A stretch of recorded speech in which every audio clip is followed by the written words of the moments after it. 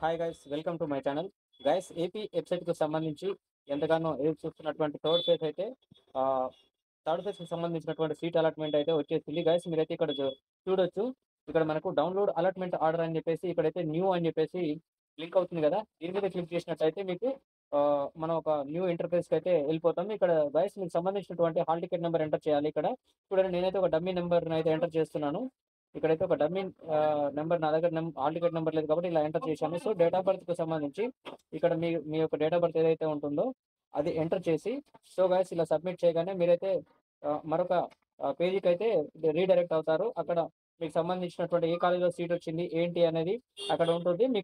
మీరైతే ఫీజును పేమెంట్ చేసి కాలేజ్‌లో ఇమ్మీడియేట్‌లీ రిపోర్ట్ చేయాల్సి ఉంటుంది. రిపోర్ట్ చేసిన తర్వాత 22 ఆన్ ఆర్ బిఫోర్ 22 19వ తారీఖు నుంచైతే క్లాసెస్ స్టార్ట్ అవుతాయి. అంటే రేపటి నుంచే స్టార్ట్ అవుతాయి. కాబట్టి గైస్, మీరైతే 22 బిఫోర్ జాయిన్ గావాలి. 22 వరకే. సో, ఈరోజు ఎలాగో అయిపోయింది కాబట్టి ఆన్‌లైన్‌లో రిపోర్ట్ చేస్తాము ఈరోజు.